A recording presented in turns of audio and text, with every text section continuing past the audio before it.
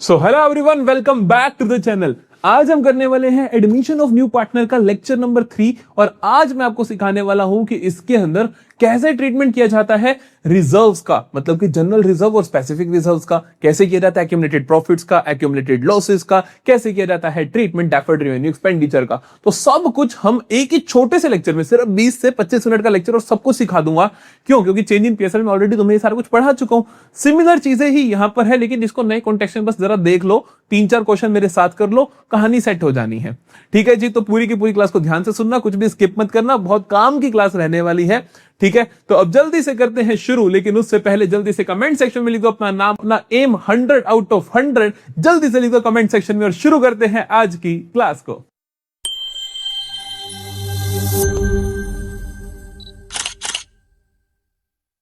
सबसे पहले मैं सारे के सारे ट्रीटमेंट्स तुम्हें बता देता हूं कि क्या क्या होता है। देखो यहां पर अगर मैं बात करूं सबसे पहले तो मेरे स्पेसिफिक रिजर्व्स की, जो मेरा वर्कमैन कंपनसेशन रिजर्व है और जो मेरा इन्वेस्टमेंट फ्लक्चुएशन रिजर्व है, इनका जो ट्रीटमेंट है ना वो as it is change in PSR वाला है। इसमें कुछ नहीं बदलेगा, इसमें कुछ भी नहीं बदलना, एक अक्षर भी नहीं बदलना। मैंने चेंज इन पीएसआर में दोनों के लिए अलग अलग सेपरेट 10-10 मिनट का लेक्चर्स डाले हैं, वो सुन सकते हो।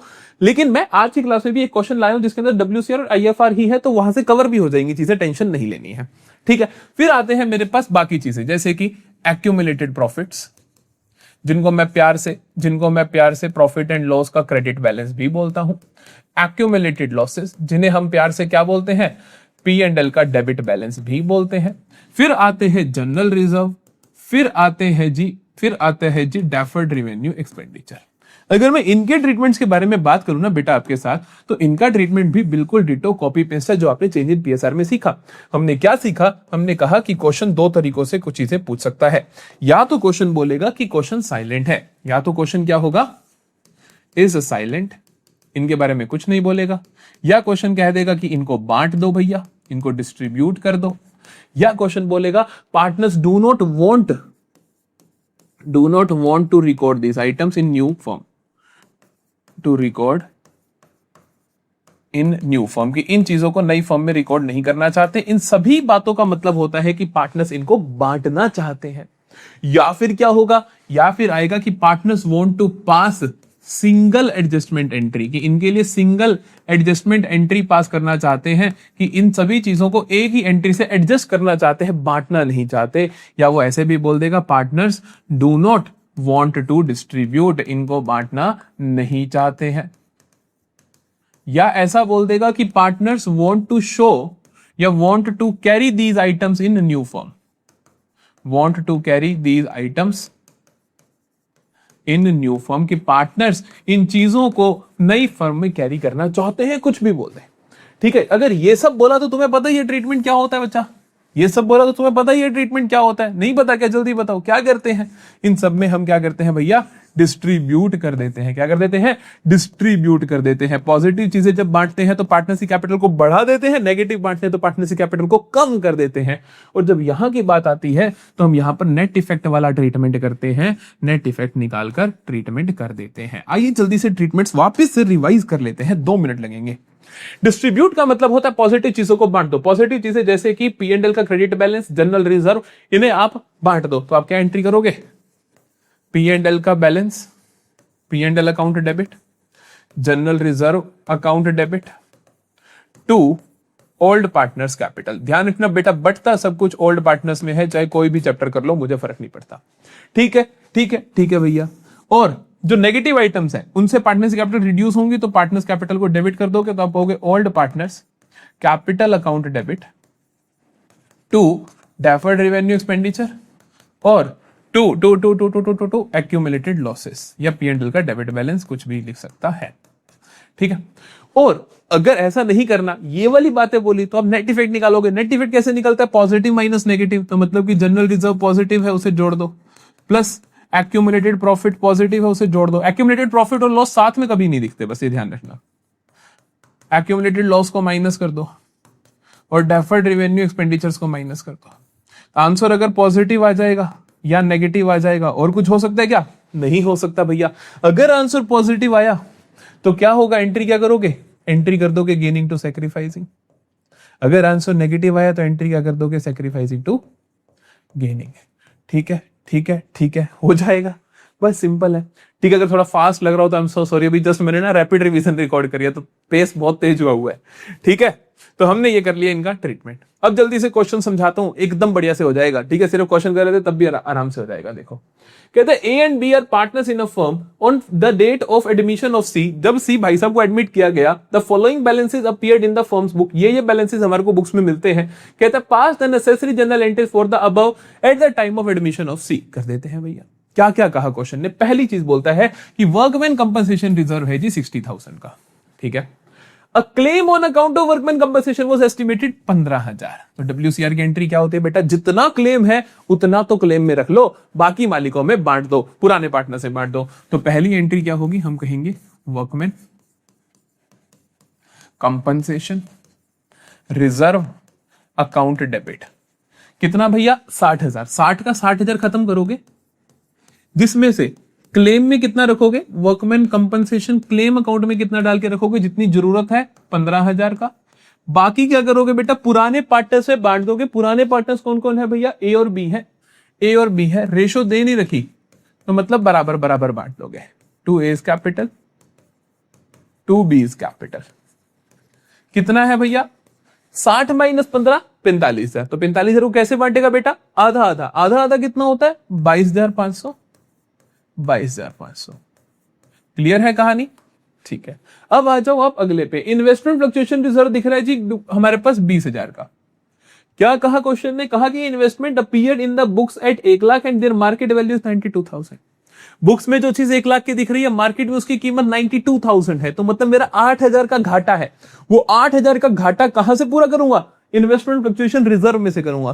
तो इस रिजर्व को जब हम गुल्लक को तोड़ेंगे तो 8,000 तो हम अपनी इन्वेस्टमेंट को दे देंगे कि भैया तेरी वैल्यू में कमी आ गई, बाकी जो बच गया मालिकों में बांट देंगे। तो एंट्री क्या बनेगी? Investment fluctuation reserve account debit 20,000। इसमें से मुझे जरूरत कितनी पड़ रही है? क्योंकि बुक्स में तो 1 लाख की चीज है, उसकी मार्केट में कीमत 92,000 है, तो 8,000 की वैल्यू कम हो रखी है। तो 8,000 तो हम इन्वेस्टमेंट्स को दे देंगे क्योंकि इसी के लिए बनाया था। तो 2 इन्वेस्टमेंट्स अकाउंट 8,000, बाकी 12,000 हम क्या कर देंगे? बांट देंगे। क्या करेंगे? 2 A's capital account 2 B's capital account. समझ में आती है जी बात? तो 12,000 को बांटोगे आधा आधा तो 6,000 और 6,000। क्लियर है कहानी? दिस इज हाउ हम workman compensation reserve and investment fluctuation reserve का ट्रीटमेंट करते हैं। आइए 2 क्वेश्चंस और देखना, आपको बहुत अच्छे से समझ आएंगी चीजें। ये कहता है A and B are partners in a firm sharing profits in the ratio of 3:2। 3:2 में प्रॉफिट लॉसेस को बांट रहे हैं। Their balance sheet includes the following. Balance sheet में ये सारी चीजें बैठी हैं। क्या क्या बैठा है? जनरल रिजर्व बैठा है, प्रॉफिट एंड लॉस का क्रेडिट बैलेंस बैठा है, एडवर्टीजमेंट सस्पेंस अकाउंट बैठा है। अब देखो आगे कहता है admit C as a new partner for 1/5 share, pass the necessary journal entries. Question ने कहा नेसेसरी जनरल एंट्रीज पास कर दो, मतलब क्वेश्चन ने कुछ नहीं कहा कि इन चीजों को डिस्ट्रीब्यूट करना है या इन चीजों के लिए सिंगल एडजस्टमेंट एंट्री पास करनी है। क्वेश्चन अगर कुछ ना बोले तो आप क्या करते हो? इन चीजों को डिस्ट्रीब्यूट कर देते हो। तो हम इन चीजों को बांट देंगे। बांटेंगे कैसे भैया? जो फायदे की चीजें हैं पार्टनरशिप कैपिटल को बढ़ा देंगी, जो नुकसान की चीजें वो पार्टनरशिप कैपिटल को कम कर देंगी। तो भैया जनरल रिजर्व फायदा, P&L फायदा, तो जल्दी से एंट्री करते हैं। एंट्री बनेगी general reserve account debit, profit and loss account debit to किसको देना है? A's capital account to B's capital account. समझ में आता है? तो जनरल रिजर्व कितना है मेरा? 20,000 का। 20,000 का। P&L का बैलेंस कितना है मेरा? 10,000 का। किस किस को देना है बेटा? ये 30 के 30,000 ए और बी को। पुरानी रेशो में, पुरानी रेशो क्या है? 3:2। तो 5 हिस्से कर दो।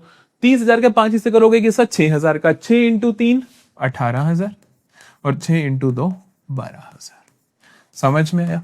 और जो नुकसान की चीज है वो बांटोगे तो पार्टनर्स कैपिटल रिड्यूस होगी। पार्टनर्स कैपिटल रिड्यूस होती है तो क्या होता है? पार्टनर्स कैपिटल डेबिट होती है। तो हम क्या करेंगे? पार्टनर्स कैपिटल को डेबिट करेंगे अगली एंट्री में।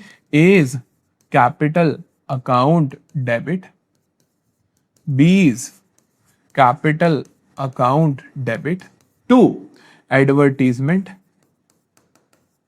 Suspense account. कितना है? 5,000 है। 5,000 है। रेशो क्या है? 3:2। तो 3,000 और 2,000। तो 3,000 और 2,000। समझ में आया? जल्दी बताओ। इस तरीके से आपने ट्रीटमेंट कर दिया। अगले क्वेश्चन पे चलते हैं, बहुत अच्छे से चीजें क्लियर हो जाएंगी। क्या कहता है देखो, कहता है X and Y X and Y are partners sharing profits and losses in the ratio of 5:3। 5:3 में प्रॉफिट लॉसेस को बांट रहे हैं। ऑन 1 अप्रैल 2025 को they admitted Z for the 1/4 share, नए पार्टनर को ले आते हैं उठाकर। At the time of admission the following balances appeared in the books, कहता है एडमिशन के समय हमें ये बैलेंसेस देखने को मिलते हैं। The partners decide to pass an adjustment entry for these items। अब क्या बोला क्वेश्चन ने क्या बोला, नोटिस करो, पास एन एडजस्टमेंट एंट्री। क्वेश्चन ने कहा कि हम एक एडजस्टमेंट एंट्री पास करना चाहते हैं, और जब सिंगल एडजस्टमेंट एंट्री पास करनी हो तो आप क्या करते हो, नेट इफेक्ट वाला तरीका लगाते हो। तो हम यहां पर क्या करेंगे, यहां पर हम पहले तो एक वर्किंग नोट बनाएंगे जिसका नाम होगा कैलकुलेशन ऑफ नेट इफेक्ट। और वो नेट इफेक्ट अगर पॉजिटिव आ गया तो मैं एंट्री क्या बनाऊंगा, गेनिंग टू सेक्रीफाइसिंग। नेगेटिव आ गया तो क्या बनाऊंगा, सेक्रीफाइसिंग टू गेनिंग। शाबाश, कोई दिक्कत वाली बात ही नहीं है। ठीक है बेटा, अब देखते हैं नेट इफेक्ट निकालते हैं। वर्कमैन कंपनसेशन रिजर्व 42,000 और कोई क्लेम नहीं है, तो मतलब सारे का सारा बच गया, तो ये पॉजिटिव चीज है। तो हम कहेंगे वर्कमैन कंपनसेशन रिजर्व 42,000, ये सारे का सारा बचा हुआ है, कोई क्लेम ही नहीं है। अगर 10,000 का क्लेम होता तो हम कहते 32,000 बच गया, 32,000 का एडजस्टमेंट करेंगे। जनरल रिजर्व 14,000, पॉजिटिव चीज है ना, तो जोड़ते चले जाओ 14,000। ठीक है बेटा, आगे आ जाओ। पी एंड एल का डेबिट बैलेंस, नुकसान है तो पी एंड एल का डेबिट बैलेंस माइनस कर दो 16,000, तो कितना आएगा देखो, 4 2 6 0 हो गया। तो 42 और 14 होता है 56 में से 16 गया तो 40,000। तो 40,000 का मेरे पास क्या आ गया, नेट इफेक्ट। नेट इफेक्ट कैसा आया है, पॉजिटिव आया है। तो मुझे एंट्री क्या बनानी है, गेनिंग टू सेक्रीफाइसिंग। तो अगला काम है कि पता लगाओ कि कौन कितना गेन कर रहा है, कौन कितना सेक्रीफाइस कर रहा है। भैया क्वेश्चन ने सिर्फ इतना बताया कि उनकी ऑल्ट रेशो दी 5:3, और ये बताया कि जी आ रहा है 1/4 शेयर के लिए, 1/4 शेयर के लिए आ रहा है जी। तो अब क्या करें भैया हम, फिर ध्यान से देखना। गेनिंग टू सेक्रीफाइसिंग, ये पक्की बात है, गेन कौन कर रहा है, जी कर रहा है क्योंकि जी नया पार्टनर आ रहा है। सेक्रीफाइस कौन कर रहा है भैया, एक्स और वाई कर रहे हैं। किस रेशो में कर रहे हैं, कुछ नहीं बता रखा, तो old ratio is the sacrificing ratio. क्या मेरी बात समझ में आ रही है कि भैया जेड तो गेन कर रहा है क्योंकि नया पार्टनर आ रहा है, तो सारा ही गेन कर रहा है। एक्स और वाई सेक्रीफाइस कर रहे हैं, कितना सेक्रीफाइस कर रहे हैं, इंफॉर्मेशन नहीं दे रखी, तो old ratio is the sacrificing ratio. Entry क्या है, गेनिंग टू सेक्रीफाइसिंग। गेन कौन कर रहा है, जेड, तो जेड्स capital account debit to X capital account to Y's capital account. समझ में आ रही है क्या बात, आ रही है भैया। ठीक है, अब कौन कितना, अब ये ध्यान रखना, 40,000 टोटल है। जेड का गेन कितना, 1/4, तो गलती से भी 40,000 मत लिख देना, तो जेड का कितना आएगा 1/4 ऑफ 40,000। इस बात का खास ध्यान रखना है आपको। तो जेड का आएगा जी 10,000।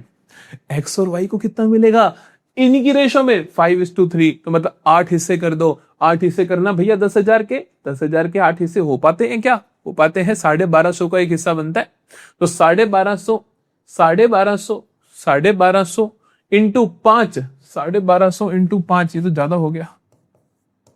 तो 500, 5 5 25, 2 5 2 10 और 2 12, 1 5 1 5 और ये 1 6, 3 से मल्टीप्लाई करेंगे तो 300, 3 5 15, 1 3 2 6 और 1 7 3 1 3। ये लो जी, हो गई कहानी सेट अपनी। ठीक है, सो दिस इज हाउ आप क्या करोगे, सिंगल एडजस्टमेंट एंट्री करोगे। जब सिंगल एडजस्टमेंट एंट्री बोला तो आपने क्या करना है, गेनिंग टू सैक्रिफाइसिंग करना है। चैप्टर कोई भी हो, चिंता नहीं करनी है। ठीक है बच्चा, तो ये हो गया जी हमारी एंट्री। यहां पर आता है जी ये लेक्चर हमारा खत्म होता है। इन सभी जगहों पे आप हमें फॉलो कर सकते हो, कमेंट सेक्शन में अपना प्यार दे सकते हो, और चैनल को सब्सक्राइब जरूर कर लेना, क्योंकि class 12 accountancy, economics and business studies सभी की जिम्मेदारी हमारे कंधों पर है। अगर आप इस क्लास के नोट्स चाहते हो, या मैं कहूंगी पूरे के पूरे चैप्टर के नोट्स एक साथ चाहते हो, तो नीचे आपको लिंक मिल जाएगा, उस लिंक पे क्लिक करके आप पूरे के पूरे चैप्टर के नोट्स ले सकते हो, जो मैं क्लासेस में आपको करवा रहा हूं।